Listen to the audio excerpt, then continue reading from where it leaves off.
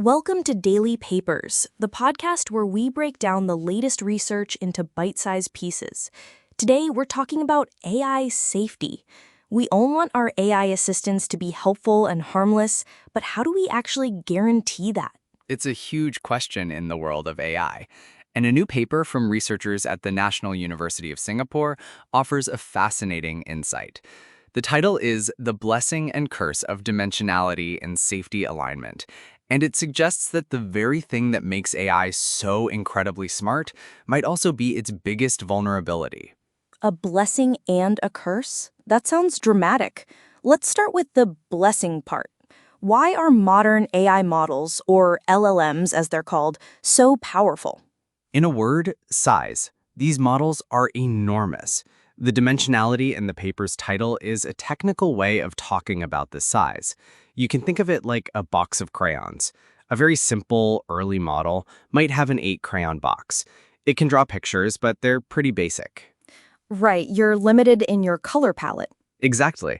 Now, a massive modern LLM like ChatGPT or Llama is working with a box that has thousands or even millions of crayons. With that many colors, it can represent ideas and concepts with incredible nuance and detail. That's the blessing of high dimensionality.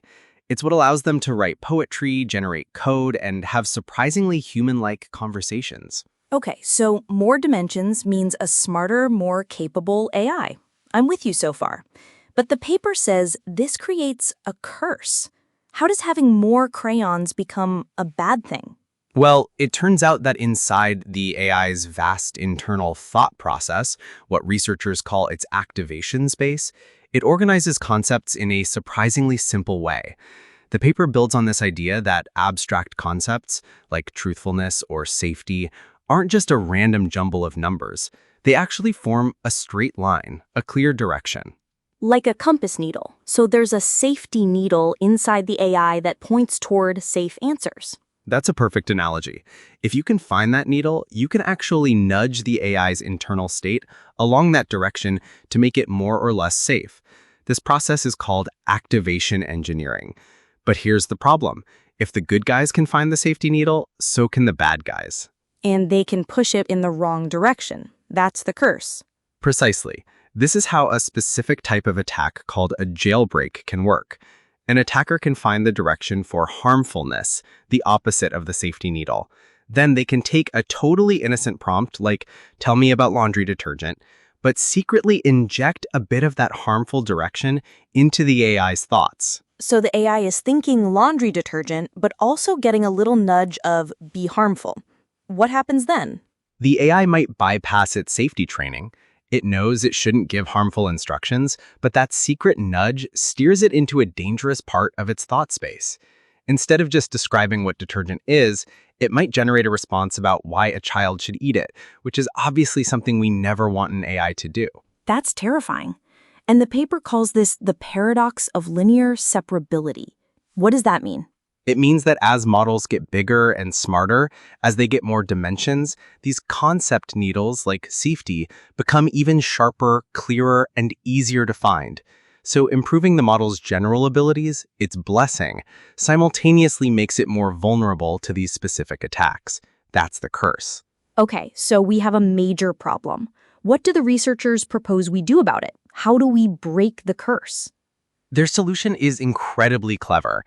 If the problem is that attackers have a nice, clean, straight-line path to making the model unsafe, the solution is to mess up the path. They use a technique called dimensionality reduction. So they're making the model smaller again? Aren't they getting rid of the crayons? Not quite.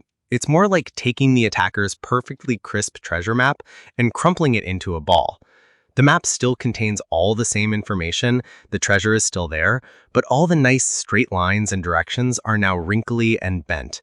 The attacker's simple instruction to walk 20 paces north just doesn't work anymore. I love that analogy. Crumple the map.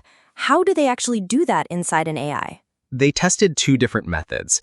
The first is a fancy mathematical technique called the Fast Johnson-Lindenstrauss transform, or FJLT.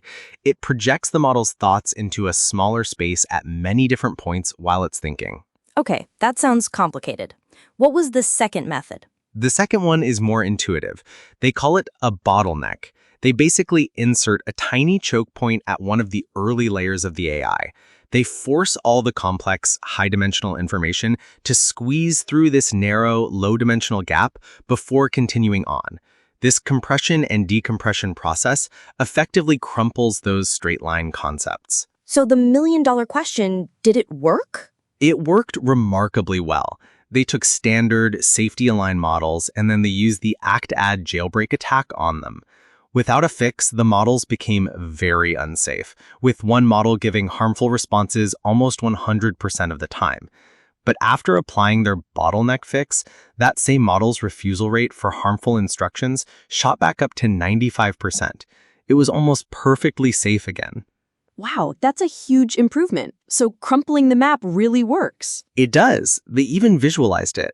The graphs in the paper show that before the fix, you can draw a clean, simple line separating the model's safe thoughts from its harmful thoughts. After their fix, the safe and harmful thoughts are all jumbled together. The attacker's clean line is gone. Was there any downside? Did crumpling the map make the AI dumber? That's the crucial trade-off. The first method, FJLT, did seem to hurt the model's performance on other tasks. But the bottleneck method was fantastic. It made the model robustly safe against these attacks while having almost no negative impact on its general usefulness. It's the best of both worlds. So to wrap up, the very size and complexity that makes AI so powerful also creates a predictable weakness that can be exploited. Exactly. It's a true double-edged sword. This paper brilliantly demonstrates that this curse exists, but more importantly, it offers a practical and effective way to defend against it.